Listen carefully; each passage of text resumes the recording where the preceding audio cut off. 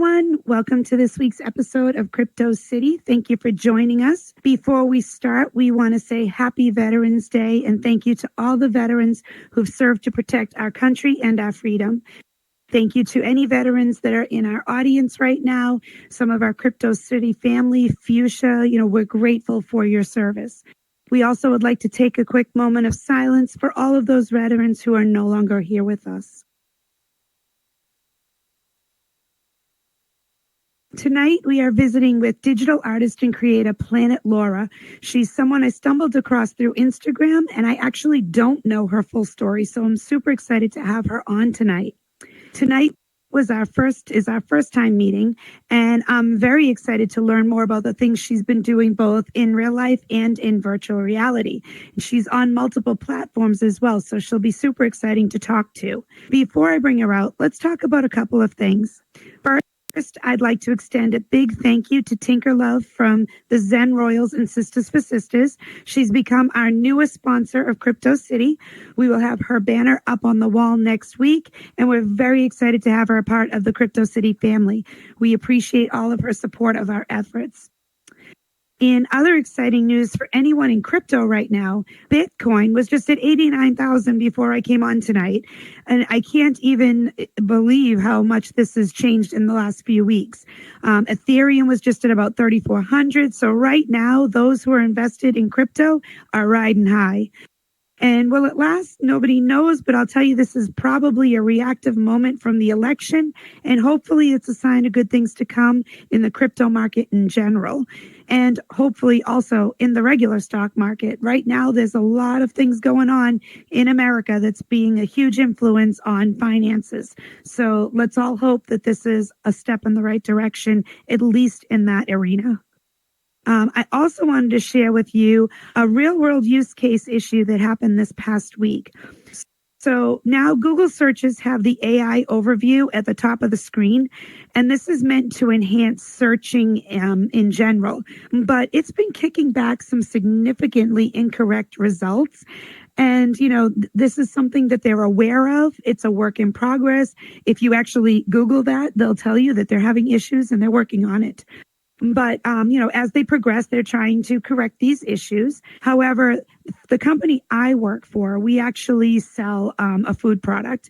And, we had an issue where a customer searched on our website or searched through Google for our product. And when it kicked back our website results, AI overview kicked back that we were giving away free product.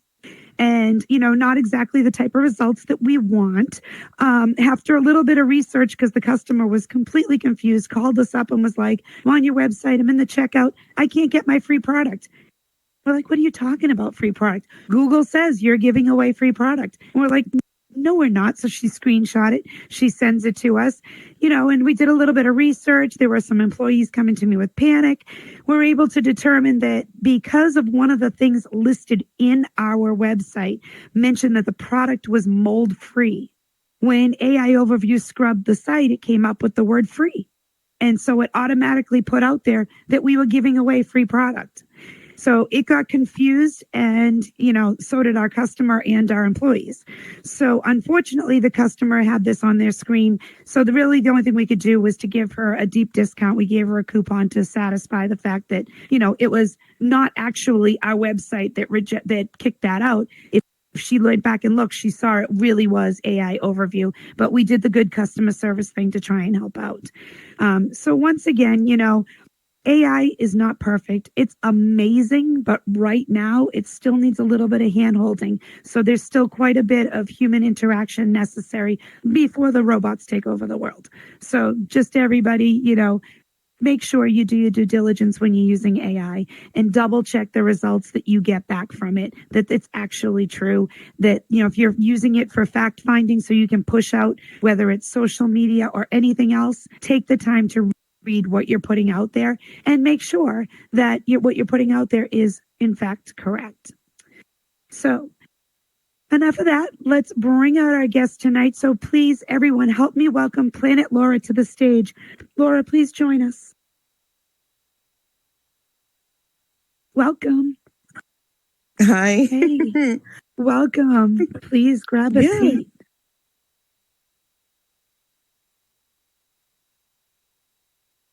thank you for joining us tonight. Absolutely.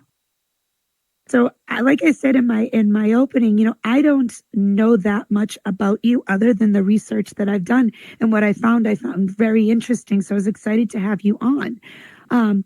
Let's talk a little bit about you in general, and I mean, even Planet Laura. Where does that name come from? And I mentioned that you're an artist and a digital creator. Was this something prior to coming in here? Is your background in artist? Um, yeah, the name Planet Laura came from when I was in quarantine in 2020. Mm-hmm. And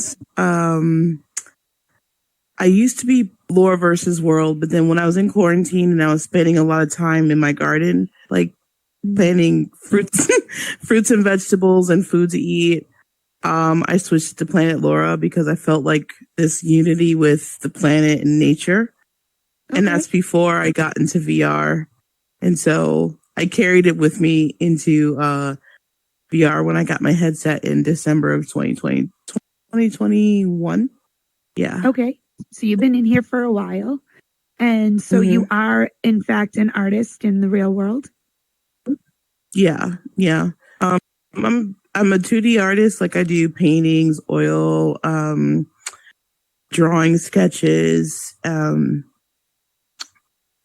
medium that I could get my hands on. I was pretty much an illustrator. I was working on comic books and stuff.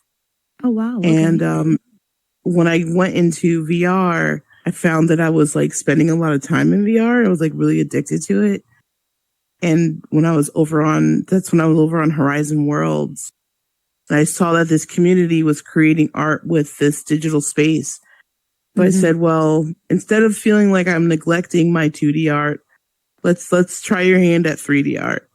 So in January of 2022, I made like my first world in VR. Okay. So let's talk about that. So you come in.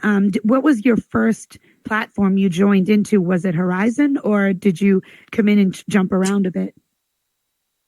I think that first month I was like just getting a feel of everything. I was over on Horizon. I was here on VR Chat. I went to Rec Room. I was like in different platforms, but then Horizon became my main first because it was accessible. Yeah, VR Chat, like when I first got in here in like January 2022, it's not like now where like the menu is very clear and concise on where to go. It was just kind of like, here are the worlds and it's crazy. And I was like, I don't know. And so I went over to Horizon and I found some community and some friends over there, and I kept hanging out. And then I started creating. Okay. So now your first world build. So you're building in headset if it's Horizon. So you got, to get familiar with the actual construction, so to speak, over there.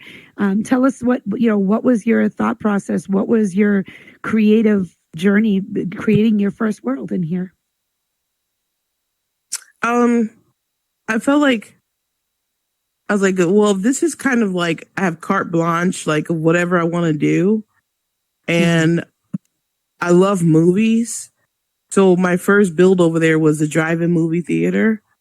And it's like this kind of like throwback, vintage looking movie theater with like, like I crafted my own little models of cars.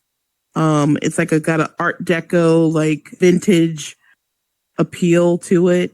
And that was my first world. And to this day, people are going in there, and it's like 3 years old and almost 3 years old. Yeah.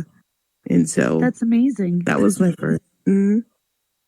So now when you come in here, and I mean, obviously in real life, like you said, you're a 2D artist, you're doing artwork, paintings, everything. It's very beautiful, the things that you can create. And then you come in here and you've got squares and shapes and you're trying to put things together to make it look attractive. Did you have the vision when you were looking at these shapes to say, oh, if I put these together and just right, I can actually make did it come naturally for you? Or was it a little bit of a, all right, hold on. This is a completely different medium. I need to try and focus and figure out how to make this work. I took to it very fast because while I was doing illustration and 2D art on the side, I was a hairstylist for 12 years. And so Okay. I was very familiar with geometry and measuring and spatial awareness. I know that sounds weird, like a weird correlation, but it does. It makes sense. So, and like using my hands. Mm-hmm. And I've just been always very good with spatial awareness and like putting things together and like measurements. And so I figured, what do I want to do? So when I made my driving movie theater, I said, well, I wanted to match the avatar. So we're going to use the avatar for scale, and then everything works around the avatar. And so I kept kind of like putting things together. And when you're over there creating, you can like expand and shrink and expand and shrink. And I got the hang of it pretty fast. Interesting. So it's funny because I feel like people went in one of two directions. They either went in Horizon and built in headset with primitive shapes, or they went and they jumped over into like VR chat and Altspace and all those places and were building with Blender and Unity. Now, obviously, things are starting to overlap a little bit, but it's funny because I've talked to quite a few people who have the similar reaction to as you, where it's like, I don't know. I got in there and I ran with it. I got it. It made sense and I started building. So as a creator, a lot of times people get creative block, can't think of things to do, or you're just stuck in your head and you're overthinking it sometimes. And other times it's just not flowing. And you ended up creating this amazing world, the Quantum Dream Book. Let's tell us about this. Like what spawned the idea and what is this world about? Quantum Dream Book it was a concept where I wanted to bring a very immersive, abstract experience to Horizon Worlds. I was influenced by a lot of the things I'd seen here. You know, I don't know if you've ever heard, there's a world, it's on PC, but on the PC side of VRC, but if you're ever on PC, you have to see it. It's called Organism. And it's like a world where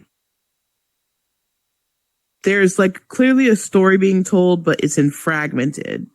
And like, I really love quantum physics and I love dreams and I love dream imagery. And that was a concept that I had been working on, like tossing around since I want to say February around this year. And like at first it was like a really big island full of like stuff. And I said, you know what? We gotta like, as an artist, you gotta like cut. You gotta say, what's more important here? What am I trying to say? And it came at a time I started to really hone in on it. After I finished a major project in February, I kind of felt myself in this weird space where I had all this experience working in VR because I had like been working in VR professionally for 2 or more years. And then I was like, well, what do I want to do for myself?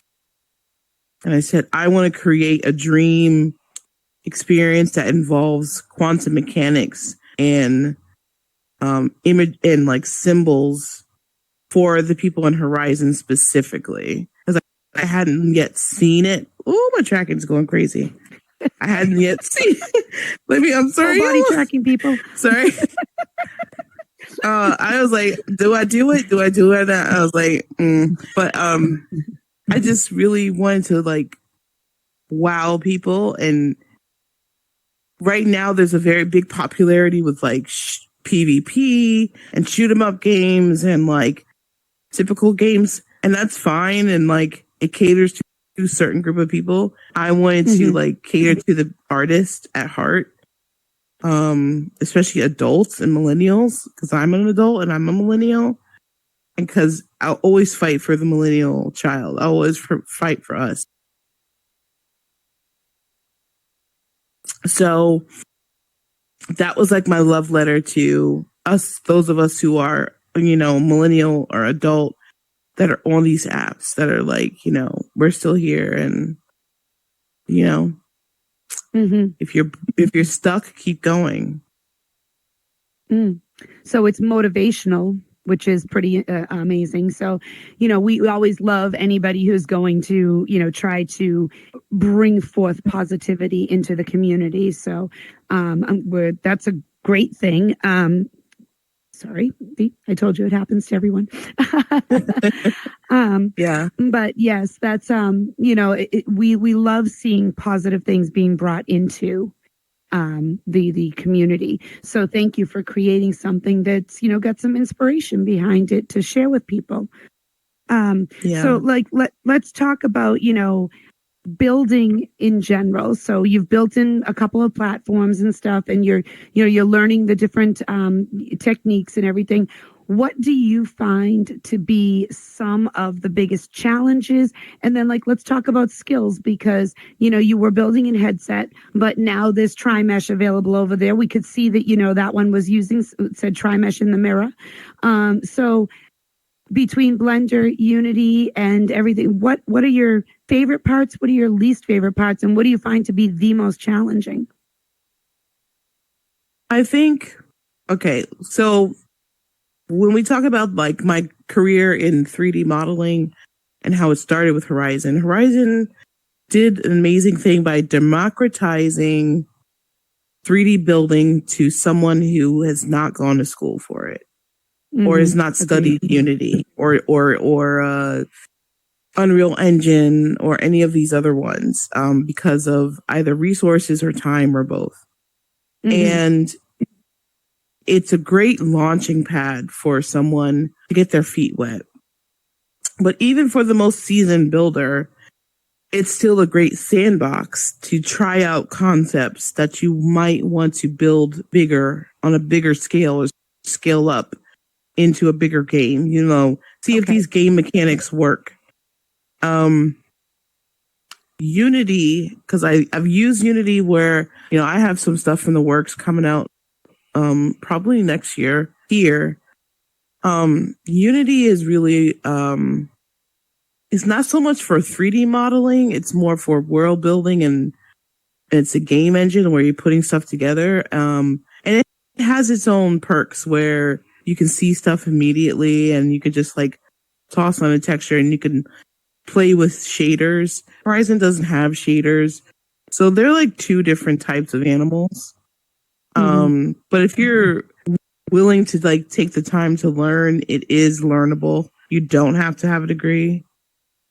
At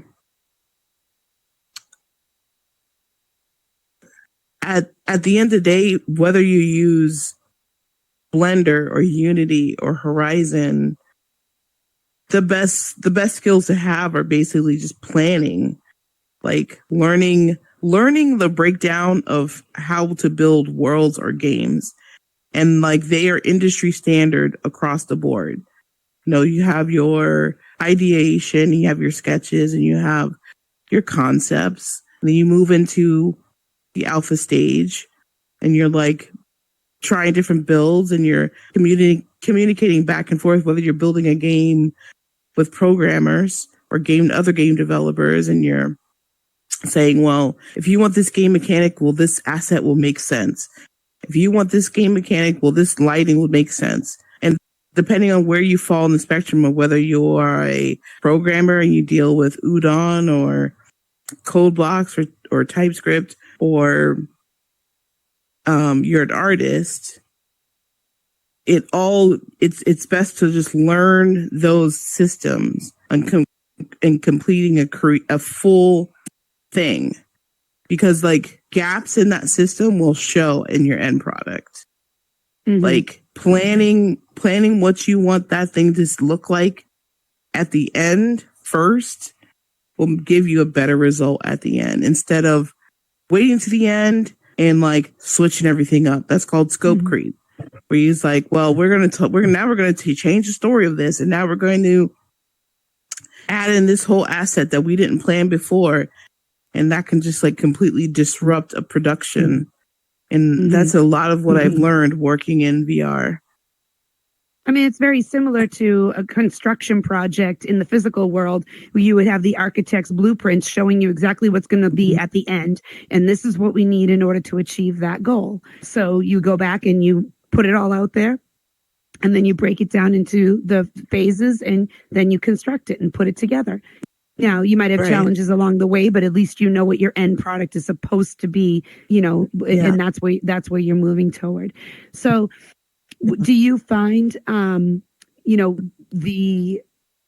learning curve? I mean, it's different for everybody. Obviously, some people are more technically inclined than others, but did you find the learning curve with all of these products to be doable with time put into it? Like, put forth the effort and you'll get the results that you want. I mean, definitely. Like me on my special situation where I was working on, like, I had already done contracts with Jordan Peele's Monkey Paw Studio, Instagram, Fender Stratocaster, with the Primitives and Horizon. Because I was working with a studio called VR and Review. And we are a diverse group of world builders that were collected. And like we formed a studio and we got these contracts. But then when we were notified that we were going to have to upskill and like upscale our visual aesthetic to custom imports in Blender, at the same time I got CBS Survivor on my lap. And so I had that daily pressure of where I was grinding in Blender 8, 9, 10 hours every single day. Does everybody have that type of time? If you're not a student, maybe not. So it all goes, any success that I've had was based on how much I put into it every single day. It's really not something that you can just kind of fly by night or, do it halfway if you want good results. It is technical. It is complicated, but it is doable. You really just have to invest the time. Yeah, we have some amazing world builders in here. I mean, Kip VR up there in the audience right now built this world. He's built so many different worlds, and 9 times out of 10, if you connect with him throughout the day, even if he is in here supposedly hanging out and having fun, he's working nonstop, always in Unity, Blender, building bigger and better things. I mean, those people who are in here, DJ Marcus is always in there creating, new assets, whether this new camera system that he did, he spent so many hours putting into it, and he is refining it constantly. So the people who are building and are serious about it are putting in the hours and the time. Now, these contracts that you talk about that you got, were there any of them that were like super exciting and special that you want to share with us? I mean, they all were very exciting and special. They all were these artistic challenges that pushed me into getting better and getting to know people, like, and taking me places. Like, I was able to go to MetaConnect in 2023. I went to San Francisco. I met people in the industry. I met other game developers. I was at Facebook headquarters. I was able to work with people with Instagram and other influencers like Don Allen and Koji. And then doing Survivor, being the artistic director or the artistic lead of Survivor. Excuse me, sorry, I have a little cold. And meeting executives at CBS and being in Zoom calls. Like, it blows your mind. Like, this, it's pretty exciting. Virtual reality. Yeah, like, virtuality can really take you to places. I'm sorry. Can really take you to places and surprise you if you're just honest with what you want to do and be consistent. Consistency is always the key in everything in life, whether it's in here, in the physical world, in relationships, business, everything. You need to show up. You need to be consistent with what you're doing. So that's pretty cool though. Like, I mean, Survivor, I mean, everybody knows what Survivor is. So these worlds that you worked on, are they in Horizon public worlds that people can go over there and check them out? Yeah. Horizon, right. Survivor had launched in February. It did very well. The new season started, so it's like gained relevancy again. Like, nice. Things are in waves, you know how it goes. Like things are like popping for a long time, and then they like, all of those worlds, the Jordan Peele worlds, Us, Get Out, Nope, and then we had a 2-year contract with BuzzFeed Mega Tasty, and there's like a kitchen over there. We can go in and cook recipes, and we had seasonal changes that we did. So it's been quite a ride, like amazing. It's really amazing. That's exciting. So any of our audience members who are frequent over in Horizon, definitely check these worlds out. I know I'll go over and do a little world hopping and check out some of these worlds, because that sounds really exciting. Let's talk about, your kind of your creative influence when you came in here. So I know you came in with your artistic stuff, but then when you're in here, you actually start seeing what VR is like.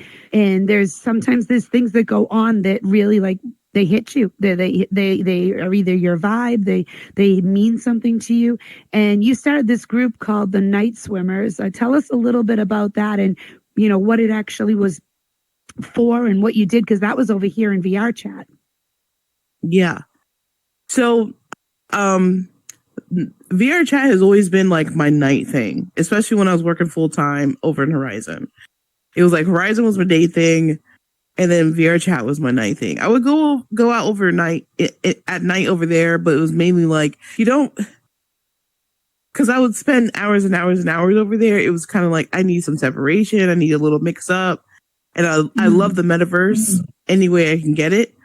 So I was like in VR chat, and like of course like I have PC, and I went and got my full body, and I love to dance.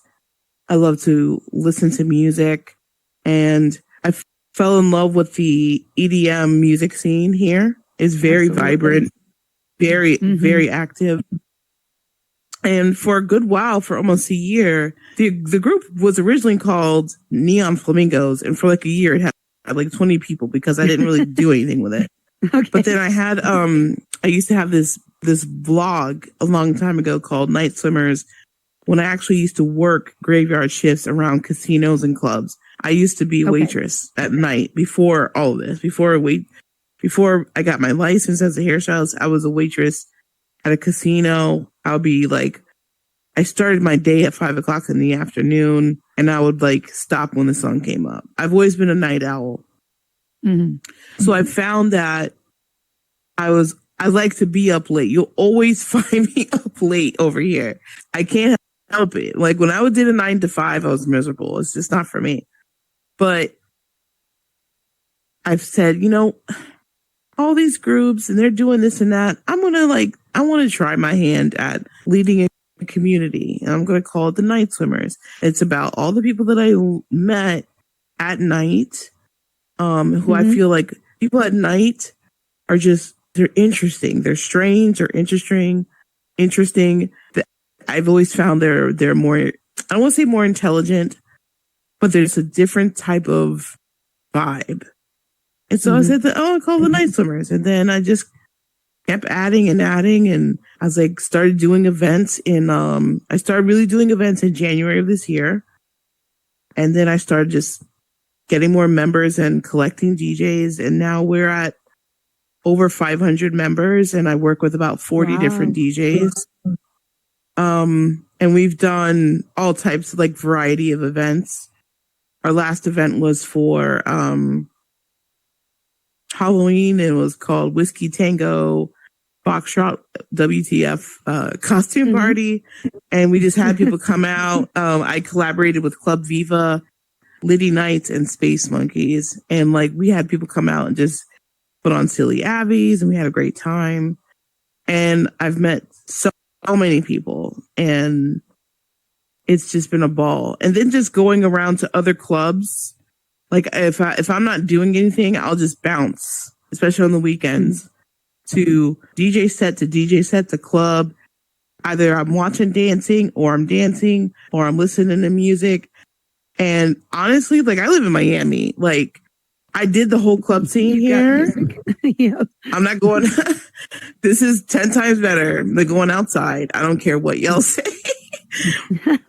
I will, if I want to have a little champagne or whatever, it's in my house. I'm in my PJs. I got my headset on, and it's a party. Like, it's one of the best things. And I would love to see like the consistency of this over in other apps as well. It just kind of has to like kind of get there with some of the mechanics that are used.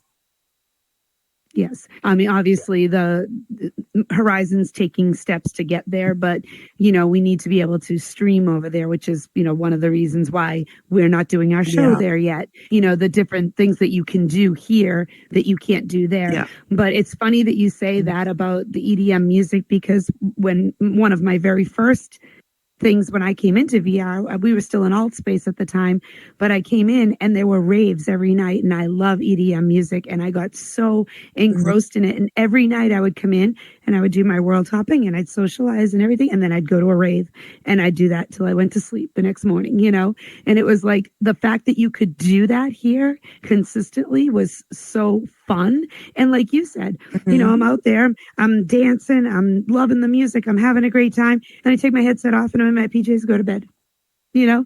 And it's just exactly the most amazing experience to be able to get that immersed and then have it be completely gone in 10 seconds, you know? So I'm glad that you've started this. I'm going to have to look into this, because I would actually really enjoy checking this out and being part of that. So that's great. I'm really glad that, you know, you were able to share this with everybody. I mean, to be up to 500 people, that's a lot of members for a group in here. So good job. Great. Congratulations. Thank you. It wasn't easy. Like, especially like when you first start out and you're doing events and maybe 10 people show up, and a lot of times I'd be like, I don't want to do this, but my mods and my friends would be like, no, you're doing it because this is how it goes. This is how it goes. You got to deal with those dead nights, and you got to just be thankful, and you do it again and again and again. And next thing you know, you walk around, you see your people wearing your banner, and you're like, you know, have a little bit of sense of pride about it. Of course. Yeah. I mean, sometimes there's 10 people there, sometimes there's 50 people there, but you know, the people who show up all the time, you do it for them, but you do it mostly for yourself as well. This is your project, your baby, and you keep it going. And, you know, if you, like you said before, and it's the word that we say all the time, consistency.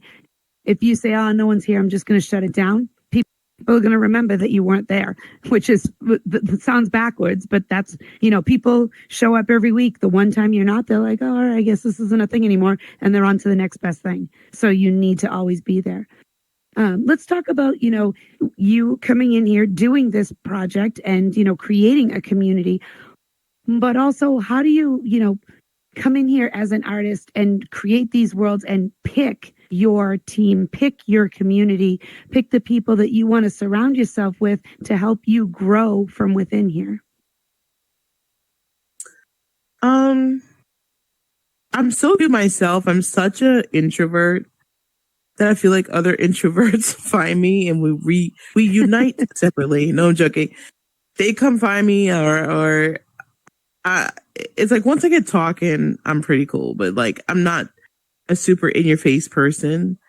And I've been lucky for those people to kind of either I found them or they found me, and we just like we bond over playing games, and I love to play chess, and or just dancing. Like I don't like do all types. I'm not on the pole or anything, but if I hear house music or if I hear something I like, you know, I paid the money for these trackers. I'm going to use them. So I've met a lot of people just dancing and like enjoying music, and it's so freeing. Like just going into a club full of people in the middle of the dance floor and just dancing and finding connection through that, or finding Common connection bond. through, yeah, like you're there to listen to a DJ, you turn to someone, you're like, man, this is so good. And they're like, yeah, this is really good. And you start talking about it. And like, you're like, oh, you got a club? Like, I want to join your club. Yeah, I'm going to be on tomorrow night. Yeah, I'll see you tomorrow night. And then you just start, you get the ball rolling. But you got to put yourself out there. I have nights, where I wander alone and I'm deep diving into worlds by myself. And then some nights I'm out in the scene and I'm, saying hello to everybody and like meeting new people. It really depends on, the community here is very forgiving on what your vibe is. Like if you want to sit by yourself in the back of a club or at a dance event and just vibe and watch, most people let you do that. If you're adults, they're adults. If you want to disappear and go on red and like be in your head, do that. Everybody kind of does like the same thing. Yeah, I agree with that completely. I mean, we all have our days where we're just like, you know what, I'm not feeling very people-y today, so I'm just going to keep to myself and do my own thing. And then there's other days where like, oh my God, there's a party now and there's this afterwards and we're going to the next event and we got an itinerary for the night. So, I mean, it just depends on what's going on at the time. But that is one of the nice things about VR is that you can be in here, be yourself or be someone else for a few hours and just disappear and, get your alone time.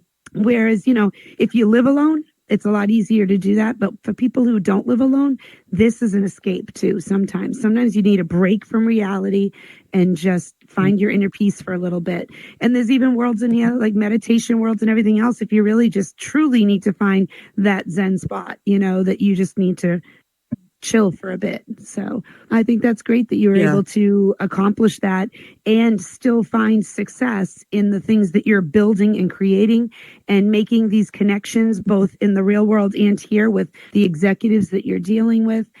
It's pretty impressive. So speaking of all this stuff that you're doing, what do you have coming up? What are your future plans and what can we be waiting to see from you? Well, the Night Swimmers is having a Friendsgiving, the Thursday, the 21st, and I'm doing a collab with Space Monkeys on that one. I am releasing a game where I'm doing the level design, full level design and layout and environmental design on this early December, like December 1st or 2nd. Wow. The next chapter of, because Quantum Dream Book has 5 more chapters. That's going to take time because that's kind of like my magnum opus. That's like my masterpiece. That's like something that is not very rushed. It's not corporatized. It's my thing. So the next chapter of Quantum Dream Book will probably be out in January. Okay. And that's right around the corner. Yeah. And then I do have a world for the Night Swimmers in the works. So that may be out by New Year's Eve. We'll see. I'm juggling several different builds. Some pay the bills, some don't. And the ones that pay the bills, of course, come first. So and you're on 2 different platforms, so your brain is continuously switching gears as well to meet the needs of that particular platform. Now, do you find with these things that you're doing that are so in depth, are you finding capacity as a challenge, or are you happy now that they've made some changes so the capacity is no longer as big of an issue as it was over in Horizon? Well, I've been working with Trimesh or custom imports now in Horizon for over a year and a half, because we had early access. Like we were already, while they were, I shouldn't say so much, but basically while they were kind of doing a lot of checks and balances with that system, getting it ready, I was thrown in there. Okay. So I'm familiar with like the capacity issue first as an original creator and then having access. And even though it's not what people think it is, because yes, you don't have to follow certain guidelines with those little bars over there and this, you don't have any more space for this, but it's a whole set of different can of worms. So there's trying still to rules. make there's big rules. There's big rules when you're talking about creating an experience or game that is optimized and comfortable for the player, that will not make them nauseous or shut their headset down or if you overload things with too many big images, you'll bog down the game mechanics and they'll stop working. And there's all these moving parts on how to get them to work completely together for it to work. Like when I built Quantum Dream Book, I had already had like plenty of experience on what to expect. And then my programmer, Skitter, had been working with it for a while too. So we kind of knew what can and cannot be done. It's more than just about space. It's about, is it all going to work? And the system will tell you no immediately if you go too far. Because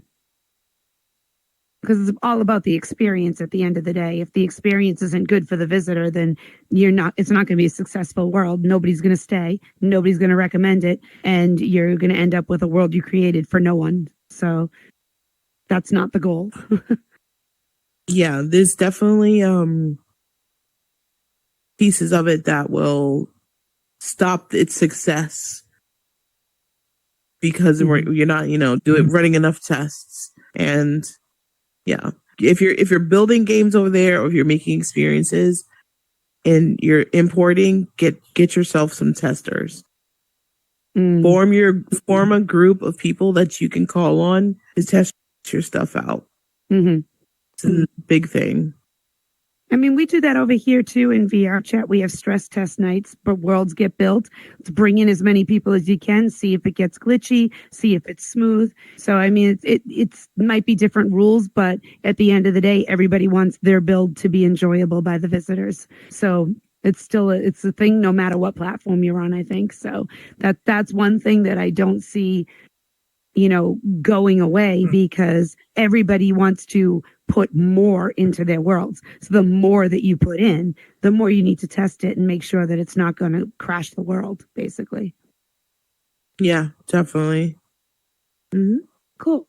So if people are interested in learning more, we'll put up here your Instagram and your YouTube channel, and maybe, go over to Horizon, check out the worlds that you've created, and, and take a look at them, especially, Survivor. Everybody knows what Survivor is. Go check that out, because at least you'll know exactly what it is you're looking at when you're there.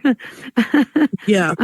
But the quantum book, I really want to check that out. Quantum Dream Book just sounds amazing, and the pictures look so beautiful. So maybe what we'll do later this week is maybe we'll get a few people together and do a little road trip and cross over and go over to Horizon and take a look at a bunch of different worlds and check them out. And I appreciate you coming on to share all this with us. It's super exciting. And, hopefully we'll see bigger and better things from you over the next 6 months. And then who knows, a year from now, maybe you'll be back and telling us that now you are doing even bigger and better things over here in VR. Yeah, thank you. Thank you for having me. I haven't added too much to the YouTube. Those are like world reviews and me messing around. But I also do like post on TikTok, like here and there. But feel free to contact me if you have any questions or need help with anything. Thank you. Excellent. Well, I again appreciate you coming on here tonight and taking the time to meet with us and share your story. And thank you to all of you for being here tonight. We want to say thank you to all of our sponsors and all of our team for coming out tonight on Veterans Day. Again, thank you to all the veterans. I see Juicy Fuchsia is here now. Fuchsia, thank you for your service. We appreciate you. And I want to remind everyone that next week coming up, we're going to have G Deuce and Venue GPS come in and do a training on entrepreneurial endeavors in VR. So you don't want to miss that one. Make sure you're here next Monday night, 9 p.m. EST, right here in VRC. Thank you all for showing up tonight. And thank you again, Laura. Thank you. This was fun. Really dope.